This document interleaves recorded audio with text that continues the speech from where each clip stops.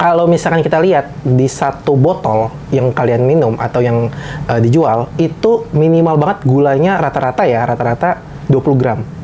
Nah, padahal Kementerian Kesehatan nanti boleh diralat itu sekitar batas maksimal itu sekitar 50 gram per hari. Kita ngelihat bahwa ternyata permasalahan di tiap daerah itu berbeda-beda. Masalah kesehatannya beda-beda. Beda-beda. Ya? Oke. Seharusnya kan BPJS saat ini gratis dong, Yes. Seharusnya kan. Tetapi ketika kemarin kita tanya, kenapa nggak pakai BPJS ke puskesmas? Dia bilang, nggak punya BPJS, saya dari kampung. Percuma kita ibaratnya ngeluh sendiri, nyalahin satu pihak. Tapi nggak ada action. Masih gitu kan. Percuma kita nyalain pemerintah terus, tapi kita nggak ada action. Ya, betul. Bisa dibilang gitu kan. Kita tuh, pemerintah ataupun siapapun, nggak bakal bisa kerja sendiri. Ya kan? Perlu yang namanya kolaborator, saling berkolaborasi bareng-barengan. Paracetamol aja, yang hijau tuh, yang logonya hijau, itu ada maksimal dosisnya. Nah, jadi nggak bisa ibaratnya aduh, gue sakit pusing nih. Misalnya pagi nih, minum satu. Terus, 2 jam lagi, aduh masih pusing, minum lagi, terus sampai apa malam gitu kan, overdosis gitu kan bahasanya kan.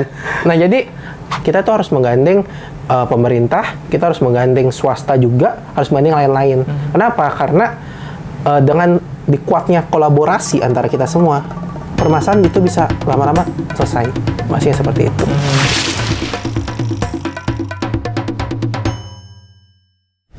Beragam cara bisa dilakukan anak muda dalam pengentasan atau penyelesaian berbagai macam permasalahan sosial, salah satunya di bidang kesehatan. Nah, Turun Tangan Jakarta sudah berhasil menelurkan satu inkubasi di bidang kesehatan, yaitu Jakarta Pasti Sehat.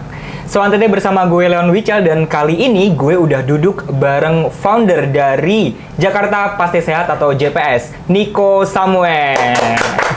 Thank you. Selamat sore, Niko. Sore, Kak. Gimana nih kabarnya? Alhamdulillah baik, sehat.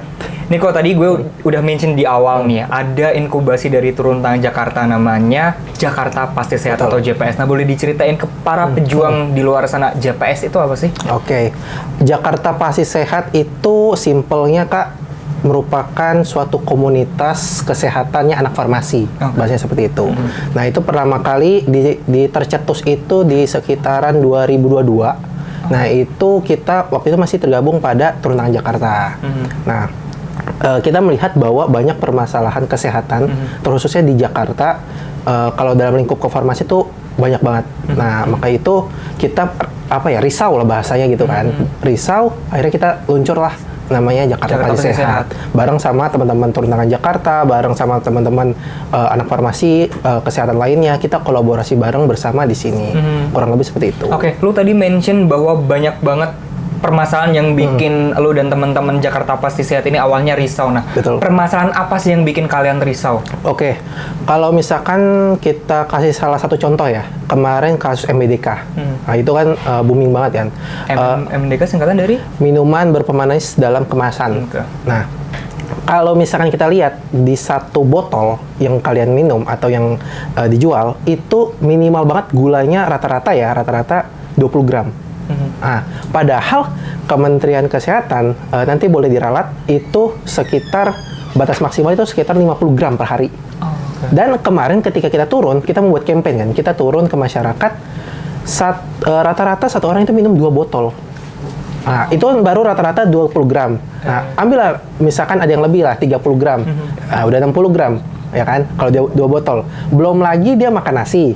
Belum lagi dia jajan-jajan lagi. Nah, itu ibaratnya melebihi kan? Nah, melebihi nanti dampaknya adalah diabetes, yang lain-lain lagi. Awareness-nya masyarakat ya yang kurang. Betul. Penyakit-penyakit. Jadi penyakit-penyakit kronis atau tidak menular saat ini, itu salah satu penyebabnya ada dari MBDK. Dan itu sebenarnya sudah diriset juga sama banyak platform seperti CISDI, pemerintah juga sudah melakukan riset, dan yang lain-lainnya. Kurang lebih itu yang menjadi kerisauannya kita, bahasanya waktu itu.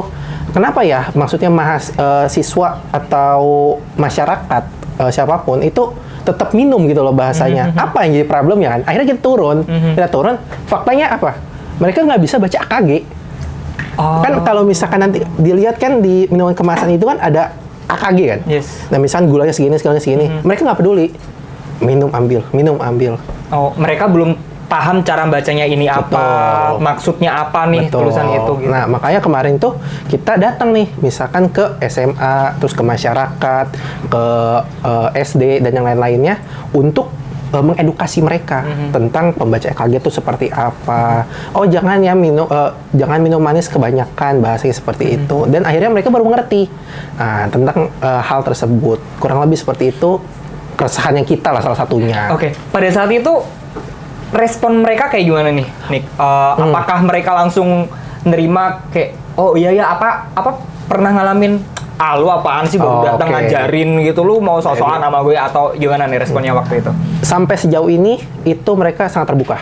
Sangat terbuka. Kenapa? Karena kita datang ke masyarakat itu tidak hanya mengedukasi, tetapi kita itu mengadakan misalnya cek kesehatan sederhana, CKS bahasanya. Jadi kayak misalkan kita cek asam uratnya dan tensinya dan yang lain-lain. Nah, dan jadi itu gratis ya dari gratis, JPS ya? betul, gratis dari kita untuk masyarakat bahasanya. Terus selain itu mereka juga ternyata butuh untuk pengetahuan seperti ini.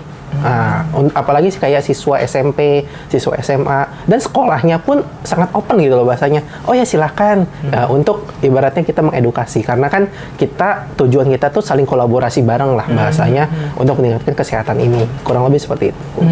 Oke, nah Jakarta Pasti Sehat ini kan dari 2022 sampai sekarang. Sebenarnya goals yang pengen dicapai itu apa sih nih? Oke, sebenarnya salah satu goalsnya itu adalah kita berada ibaratnya di banyak tempat di Indonesia. Misalkan di sini ada Jakarta Pasti Sehat, nanti ada Bandung Pasti Sehat, ada Yogyakarta Pasti Sehat. Itu salah satu mimpinya kita. Kenapa kita mau inkubasi sebanyak itu bahasanya, tujuannya? Kita ngelihat bahwa ternyata permasalahan di tiap daerah itu berbeda-beda. Masalah kesehatannya beda-beda. Beda-beda. Ya? Oke. Itu nanti kita kedepannya akan riset. Misalkan Jakarta nih problemnya apa sih? Oh, A, B, C, D. Oh, misalkan contoh kita ke sebelah Bandung. Bandung apa sih permasalahannya? Nah, kenapa? Karena permasalahan dan solusi itu beda-beda. Treatnya kita untuk melakukan itu berbeda-beda juga. Cara deketin masyarakat juga beda-beda. Betul.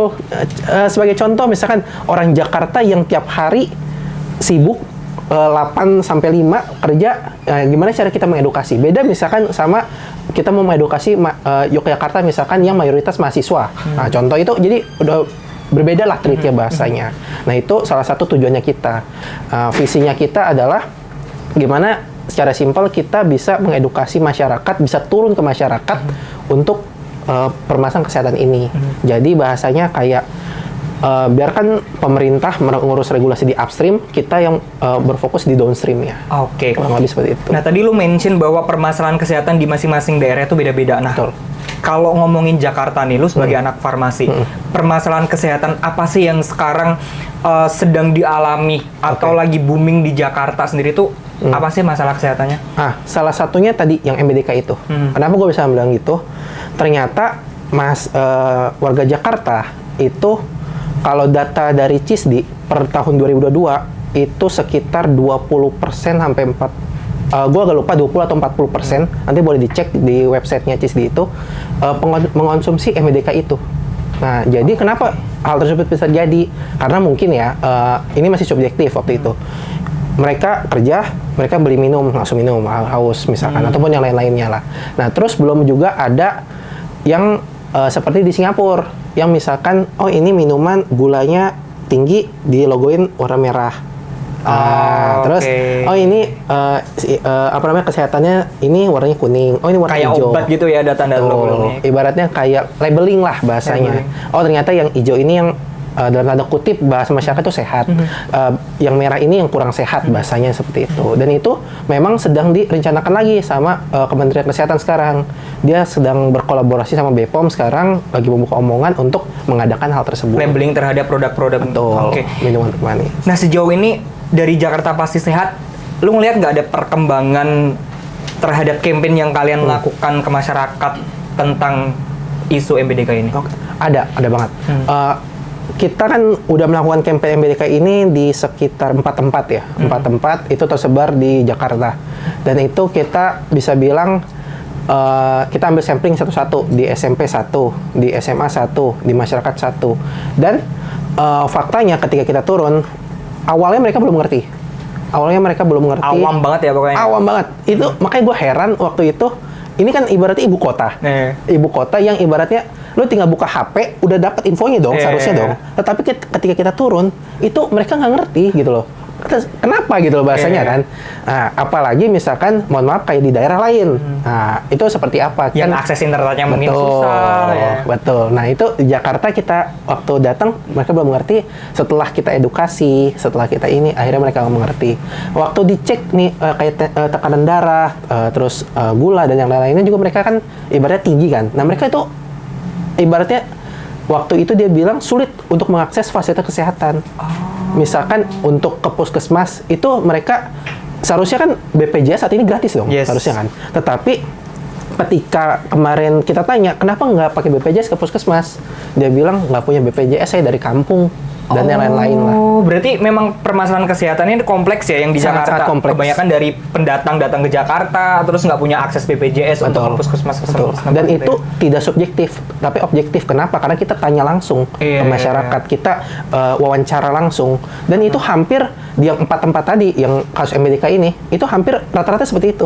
Permasalahan yang sama tadi. Permasalahan yang sama. Dan itu di Jakarta ya. Itu jangan mungkin akan berbeda di Bandung. Akan mungkin beda di Yogyakarta. Makanya kita akan ibaratnya punya visi yang tadi, gimana ada di Bandung, ada di Yogyakarta. Melebarkan sayap lah ya. Betul. Jadi teman-teman misalkan yang di kota lain mau berkolaborasi, mau membuat, kita open gitu lah bahasanya.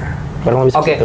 Nah, kita balik lagi ke Jakarta Pasti Sehat nih. Selain campaign yang tadi lo sebutin, ada nggak sih program kegiatan rutin atau daily lainnya yang kalian lakukan? Kita salah satunya juga memberikan edukasi internal. Jadi untuk tim-tim kita, misalkan tadi kan mau MBDK tadi. Nah, kita mengundang juga praktisi untuk ibaratnya mengajari kita dulu, melatih kita dulu tentang MBDK-nya. Terus kita juga ada kayak rapat bersama, terus kita juga ada bermain bersama, olahraga bareng dan yang lain-lainnya. Jadi tidak hanya turun ke lapangan untuk melakukan penyuluhan kesehatan, tetapi ada juga di internalnya kita. Kalau seperti itu. Oke, berarti yang tergabung dalam JPS ini istilahnya relawan kah atau memang ada officernya nih? Oke, kalau soal digabung ini mungkin 80% relawan, 20% ada officernya. Nah, jadi sebenarnya ada CEO-nya sebenarnya, ada juga bahasa kita tuh project officer. Nah, baru nanti staffnya. Jadi kita tuh punya beberapa pilar, CEO-nya yang akan ibaratnya menghandle pilar tersebut. Terus nanti ada project officer yang bertanggung jawab pada satu kasus yang tersendiri. Misalkan tadi MBDK kan ada satu project officernya. Nah, itu rata-rata adalah relawan, kurang lebih seperti itu. Oke, nah yang tergabung ini apakah semuanya dari bidang kesehatan atau kefarmasian atau bisa nih dari bidang lain gabung nih ke JPS? Sejauh ini 100% masuk kesehatan, 95% masuk farmasi. Jadi kita tuh tadi kan berfokus pada isu farmasian kan. Nah, tapi kita open juga untuk teman-teman yang punya rasa apa ya bahasanya? Kepedulian di bidang kesehatan. Bidang kesehatan yang mau bergabung. Nah, jadi nanti boleh kita berkolaborasi bareng. Karena percuma kita ibaratnya ngeluh sendiri, nyalahin satu pihak, tapi nggak ada action. Gitu kan. Percuma kita nyalain pemerintah terus, tapi kita nggak ada action. Ya, betul. Bisa dibilang gitu kan. Nah, jadi kita membuat karya, kita sama-sama membuat karya, kita kolaborasikan bareng. Oh, misalkan lu bisa buat apa? Oke, gue bisa buat A. Oh, yang satu bisa buat B. Ya udah, kolaborasiin. Jadilah suatu project. Nah, projectnya berimpact pada masyarakat, nanti akan ibaratnya menggait juga pemerintah dan lain-lainnya. Itu yang kita lakukan. Oke, kalau ngomongin kolaborator nih, sejauh ini dari 2022 sampai 2024, pihak mana aja sih yang udah berkolaborasi dengan JPS? Oke, kalau untuk pihak yang berkolaborasi itu ada turun tangan, pasti turun tangan pusat, terus ada turun tangan Jakarta juga. Kita juga mengundang narasumber dari Dinas Kesehatan dan yang lain-lainnya. Jadi nanti ke depannya juga kita akan berusaha untuk menggait swasta maupun pemerintah juga. Kurang lebih seperti itu. Oke. Nah, kita ngomongin lebih ke teknis ya. Oke. Jadi JPS atau Jakarta Pasti Sehat ini kan suatu komunitas ya yang bisa dikatakan tidak tidak ada, mohon maaf, tidak ada sumber pemasukan yang Betul. pasti. Nah, untuk fundraisingnya sendiri gimana sih nih kalau boleh tahu? Oke, ini menariknya kita. Mungkin bisa dibilang salah satunya kita doang ini sampai saat ini. Caranya adalah kita tuh punya, tadi kan NGO komunitas kita ini kan farmasi kan. Nah, kita itu punya namanya kelas. Jadi rata-rata relawan yang relawan di JPS ini itu mengajar, punya passion mengajar. Jadi kita mengajar ke anak-anak mahasiswa farmasi lainnya. Nah, jadi misalkan kayak kita sebut misalkan kayak universitas A, universitas B yang ada farmasinya. Kan? Nah, kita di sana ngajar ibaratnya. Nah, ngajar dapat ini kan, dapat dana, nah kita putar ke sini. Oh, itu cara istilahnya cara buka donasinya lah ya. Cara buka donasinya. Oke. Betul. Pernah kepikiran nggak atau akan ada nih open donasi buat siapapun yang mau donasi di JPS? Nah, kemarin di campaign pertama kita melakukan open donasi terbuka. Nah, tetapi kita combine juga sama yang cara yang tadi. Nah, jadi teman-teman yang misalkan mau open donasi itu bisa ke kita. Kita buka juga. Nah, tetapi tidak hanya di satu keran, tetapi ada keran yang lain yang seperti tadi. Jadi kita mengajar membuka kelas kayak bimbel lah bahasanya untuk masuk farmasi, dananya kita masukkan ke JPS ini. Kurang lebih seperti itu. Dan correct me if I'm wrong ya, dan misalnya nih kalian mengadakan pelatihan untuk internalnya JPS sendiri dari pihak luar, berarti kan sifatnya kalian kerjasama ya dengan mereka. Jadi istilahnya pro bono lah ya, mereka tidak bayar gitu lah. Ada yang bekerja sama, ada juga yang kita ibaratnya bayar secara profesional. Jadi tergantung pada institusi ataupun pihak yang kita undang. Nah, rata-rata mereka tuh tidak mau dibayar bahkan. Jadi mereka ibaratnya punya passion dalam hal, punya kerisauan juga mungkin ya. Dan visi yang sama visi lah yang ya sama. dengan JPS. Jadi dia ibaratnya datang, oh ya udah, apa yang bisa saya kasih bahasanya. Akhirnya kita kolaborasi bareng lagi. Oke, sejauh ini respon mereka gimana sih? Sangat terbuka, dia bilang sangat setuju dengan adanya ini dan sangat terbantu juga. Kenapa? Karena tadi gue bilang kita tuh pemerintah ataupun siapapun nggak bakal bisa kerja sendiri, ya kan? Perlu namanya kolaborator, saling berkolaborasi bareng-bareng kan. Kolaborasi sama B, gabung lagi sama C, gabung lagi sama D. Nah, jadilah suatu project lagi. Nah, itu yang harus dicanangkan ke depannya gitu. Dan itu menjadi salah satu mimpi kalian supaya lebih besar lagi ya JPS ini. Betul. Oke, Nick, dari 2022 sampai sekarang itu kan pasti sudah banyak banget kegiatan yang JPS lakukan, aksi di lapangan ya. Nah, menurut lo ada nggak sih satu hal atau momen paling memorable yang sampai sekarang masih keinget nih? Oke. Ada satu case waktu itu kita turun ke lapangan. Gue lupa di tanggal berapa, tetapi gue ingat ada satu ibu-ibu, dia itu tidak mengerti. Kita kan tadi kan ngelakuin CKS kan, cek kesehatan kan. Nah, dia itu hasilnya dalam tanda kutip tinggi lah, gitu kan. Apanya tuh yang tinggi? Misalkan kayak kalau nggak salah itu tensi dan asam urat kalau tidak salah. Nah, dia ini sama sekali tidak mendapatkan obat. Dia nggak tahu obatnya apa gitu loh bahasanya. Jadi si ibu ini nggak tahu merek obatnya apa gitu? Ibu ini tidak mendapatkan perawatan sama sekali. Jadi dia nggak tahu obatnya. Dia kan seharusnya gini, kalau kita hipertensi, kan kita ngukur 3 kali, terus dokter mendiagnosis hipertensi, seharusnya kan mendapatkan obat kan.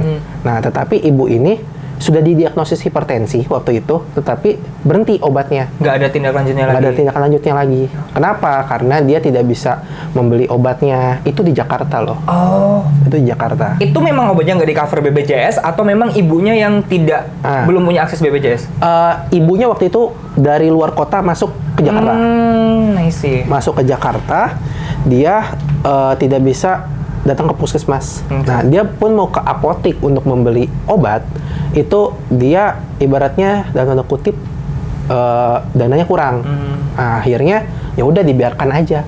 Kita cek tensinya itu 3 kali pengecekan 160 per 90 kalau nggak salah, apa per 100. Dan itu tinggi sebenarnya. Gitu. Dan tidak ada penanganan obat ya? Dan tidak ada penanganan. Dan ditambah lagi sama asam uratnya kalau tidak salah waktu itu. Nah, terus ibunya kan ibaratnya waktu itu ya risau kan lihat data gitu kan. Nah akhirnya kita edukasi dia, kita edukasi beliau, edukasi juga keluarganya. Karena kalau misalnya kita mau mengedukasi ibunya aja tanpa keluarganya, tetap sama aja. Kenapa? Karena gini, oh misalkan ibunya ini suka masak, suka yang asin misalkan. Nah dia namanya garam banyak. Garam banyak, itu kan salah satu penyebab hipertensi juga kan. Nah garam banyak, beda kalau misalnya kita mengedukasi anaknya nanti udah kasih ibu jangan banyak ya gitu kan, ibu jangan banyak ya. Nah itu kan ibaratnya support bareng kan. Nah tapi beda kalau misalnya sama ibunya doang, ibunya ya udahlah masak aja, orang gue suka asin bahasa gitu kan. Nah itu jadi anak gue biarin makan nih. Ya ini juga kan. Nah itu nggak boleh juga gitu loh. Nah jadilah waktu itu kita edukasi mereka, kita edukasi dia, akhirnya itu ibaratnya menjadi salah satu titik, oh ternyata kita masih dibutuhkan oleh masyarakat. Kurang lebih seperti itu.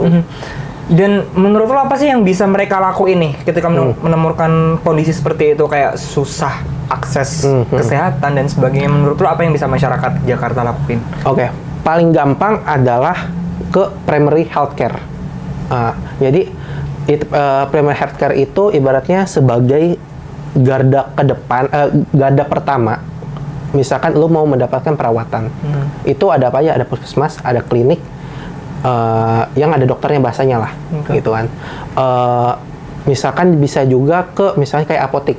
Nah jadi apotek kan ada, misalnya ada dokternya ataupun ada apoteker di sana kan. Nah nanti teman-teman ataupun masyarakat bisa datang ke sana, bisa mengecek tekanan darah, bisa ngecek yang lain-lain untuk mendapatkan fasilitas kesehatan tersebut lah gitu. Nah dari ketika udah sana kan ibaratnya udah dapat hasilnya dong. Nah nanti baru lanjut ke dokter diagnosis, baru nanti teman-teman bisa mendapatkan obat. Jangan juga teman-teman malah menyalahgunakan obat. Ya kan? Oh, kebanyakan gitu ya di sana yang banyaknya obat. Oke. Dia ngecek tensinya sendiri, terus oh nih gue hipertensi nih, padahal nggak ada sekali gitu ngeceknya, dan itu pun salah ngeceknya. Diagnosis sendiri, itu bahaya, bahaya. Kenapa? Karena banyak obat yang bahasanya tidak, kan obat ada yang generik, ada yang bebas, ada yang bebas terbatas, ada yang keras, ada yang lain-lain kan. Nah ini teman-teman itu harus dibedakan juga gitu loh. Jadi nggak semua obat bisa kalian minum gitu kan. Kenapa? Karena kayak misalkan paracetamol aja yang hijau tuh, yang logonya hijau, itu ada maksimal dosisnya. Nah, jadi nggak bisa ibaratnya aduh, gue sakit pusing nih, misalnya pagi nih, minum 1. Terus 2 jam lagi, aduh masih pusing, minum lagi, terus sampai malam gitu kan, overdosis gitu kan bahasanya kan. Nah jadi harus diedukasi juga terkait hal tersebut. Jadi jangan sampai mendiagnosis diri sendiri lah. Gitu. Makanya tadi ke primary healthcare atau PHC bahasanya. Oke, pertanyaan terakhir sebelum closing statement. Gue penasaran, apakah dari JPS sendiri, tadi kan lu mention banyak case-case di mana masyarakat ternyata belum semua mendapatkan akses kesehatan, apalagi mayoritas yang berasal dari luar atau pendatangnya. Nah, dari JPS sendiri ada nggak sih rencana advokasi untuk misalnya membantu mereka supaya bisa mendapatkan akses kesehatan atau kayak gimana nih? Oke, mungkin karena itu skalanya udah besar, kita akan menggandeng pihak yang ibaratnya besar juga, misalkan pemerintah dan yang lainnya untuk menyelesaikan persoalan tersebut. Kenapa? Karena kita nggak bisa sendiri. Kita mungkin saat ini berfokus pada downstream, gimana kita caranya bisa turun ke masyarakat, kita mengedukasi masyarakat. Nah, langsung grassroots-nya ya? Langsung grassroots-nya. Nah, kalau misalkan kita berbicara yang tadi, kita tuh harus menggandeng pemerintah, kita harus menggandeng swasta juga, harus menggandeng lain-lain. Kenapa? Karena dengan dikuatnya kolaborasi antara kita semua, permasalahan itu bisa lama-lama selesai. Maksudnya seperti itu. Jadi kedepannya kalau mau kita lakukan seperti itu, kita akan menggandeng pemerintah ataupun swasta. Oke. Nah, next sekarang kita udah di penghujung podcast. Silahkan memberikan closing statement, apapun itu, bisa harapan ke pemerintah atau pesan buat masyarakat di luar sana. Silakan. Oke. Untuk teman-teman internal JPS-nya dulu, kita punya mimpi untuk bisa ibaratnya menyehatkan masyarakat. Kita menjadi problem solvernya tentang edukasi kefarmasian, kita kuatkan internalnya kita buka kolaborasi dengan yang lain-lainnya, sehingga kita mencapai visi yang kita canangkan bersama. Dan untuk teman-teman di luar sana, kolaborator kesehatan, ayo kita sama-sama bergotong royong, kita ibaratnya bekerja sama lah, berkolaborasi untuk menyelesaikan permasalahan-permasalahan kesehatan yang ada saat ini. Dan untuk pemerintah, semoga kita bisa berkolaborasi juga. Jadi pemerintah ataupun yang lainnya ada di upstream ataupun di downstream, kita bekerja sama bareng untuk menyelesaikan ini. Dan terakhir untuk masyarakat, tetaplah sehat. Kenapa? Karena sehat itu mahal. Sehat itu sangat mahal. Jadi tetaplah ibaratnya belajar tentang kesehatannya dan menerapkan juga dengan diri sendiri dan keluarganya. Kurang lebih seperti itu. Oke, mantap. Luar biasa. Niko, thank you banget Thank you udah juga. mau mampir ke podcast One TT dan berbagi cerita inspiratif nih dari Jakarta Pasti Sehat. Sukses dan lancar nih buat program yang lagi dijalanin. Thank you juga buat turun tangan pusat yang udah ngundang kita. Semoga nanti kita bisa berkolaborasi juga. Siap. Bisa juga Pasti. membuat campaign-campaign yang lain juga. Bener-bener. Oke, thank you Niko. Thank you. Oke, Pejong, itu tadi ngobrol inspiratif bareng Niko Samuel, founder dari Jakarta Pasti Sehat. Tetap pantengin podcast One TT karena akan ada narasumber inspiratif lainnya. Pejuang bukan? Hadapi. Oke, mantap. Gue tuh kepikiran. Jadi sekarang tuh di TT Pusat lagi ada program